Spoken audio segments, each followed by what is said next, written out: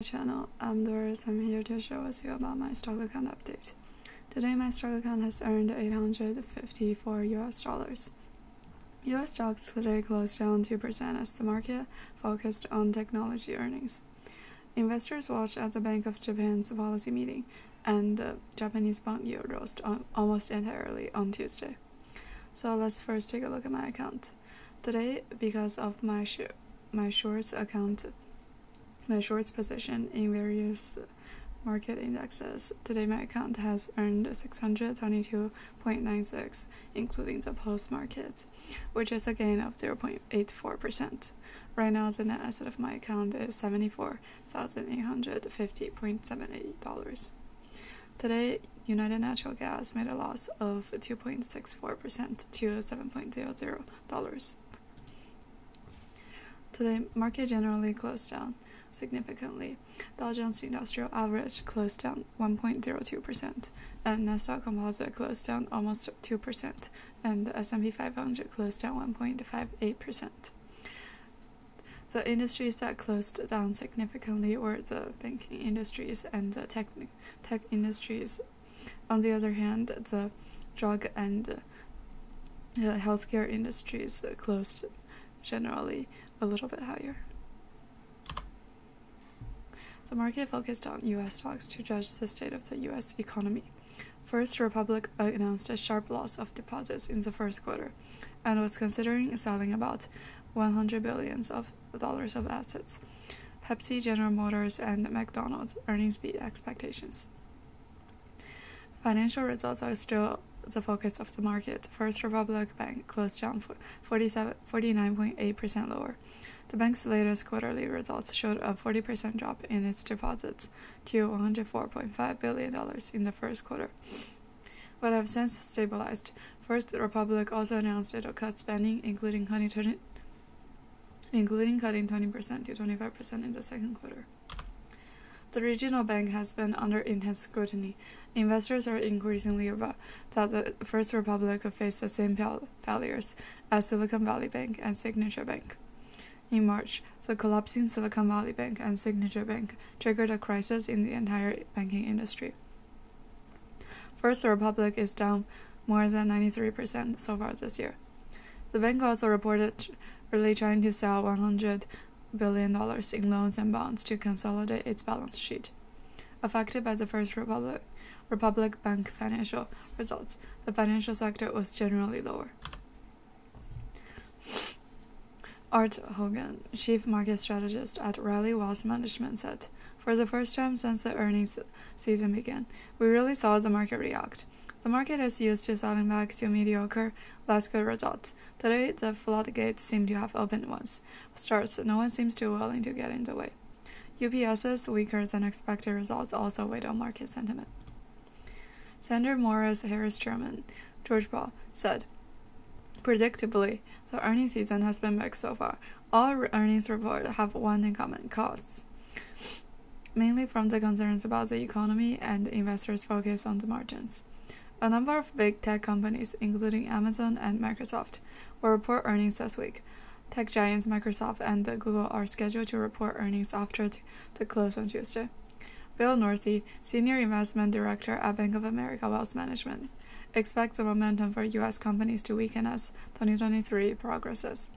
"We are oriented by a moderately defensive portfolio," Northey added. "We're looking for signs of deterioration. The growth of levels are expected to slow over time, and the fundamentals supporting our more cautious and defensive positioning remain." Sanders Morris Harris Chairman George Ball said the big tech stocks may not become the market leaders for the rest of the year. On Tuesday's economic data, the S&P and the Case-Shiller index of 20 major cities rose at an annual rate of 0.36% in February, the smallest increase since May 2012. The FHFA house price index rose 0.5% month-on-month in February, the biggest 0.1% expected since May 2022, and 0.2% last. The Richmond Fed Manufacturing Index was a -10 for April, -8 expected, and -5 last. The home sales in March annualized was 9.6% versus negative 1.3% expected versus 1.1% last. The Conference Council Consumer Confidence Index for April was 101.3 or 104 expected, 104.2 last. Consumer Expectations Index 68.1 and 73 last month. Investors watched as the Bank of Japan's policy meeting, and the Japanese bond yields rose almost entirely on Tuesday. Yields rose across the board on Tuesday, with 10-year yield breaking 4.9% all the way, and the cautious trading ahead of the results of Bank of Japan's policy meeting for the next 2 days of the week. While the new governor, Oita Enna, will not change the policy over the past months, investors are betting on the possibilities as the Bank of Japan unexpectedly changes its yield curve control policy. Late on April 25th, the 10-year Japanese bond yield was at 0.49%, up 2 basis points, while the 3-year and the 5-year bond yield rose 1.3 basis points and 2.1 basis points at 0.005% and 0.18% respectively. The ultra-long end varieties deviated slightly, with 2-year and 30-year bank bond yield at 1.12% and 1.636% respectively, down $1.3 billion and up $0.2 billion respectively. Primary market side, there is still no new debt issue today. Japan's finance ministry announced that it plans to tender liquidity enhancement for May 2nd for a 2-year, 5-year, 10-year, and 20-year treasury bond with remaining maturities of 1 to 5 years. Fundamentally, Japan's core CPI rose 3.1% in March from a year earlier, unchanged from the previous months. In addition, Japan's core CPI rose 3.0% in the fiscal year 2022 ended in March, hitting a 41-year high. In its report, Bloomberg said the Bank of Japan insisted that the continued wage increase were needed to ensure that the prices continue to rise. Japan's spring pay talks have so far had their best results in 30 years, but pay alone may not be enough to change Bank of Japan's policy. Bank of Japan Governor Oida and mail earlier attended the parliament that the shape of Japan's yield curve is now very smooth, and it is appropriate to continue to lose monetary policy and the yield curve control. He also said Bank of Japan will continue to monitor market operations and tighten monetary policy through ways such as raising interest rates if wages and inflation were higher than expected.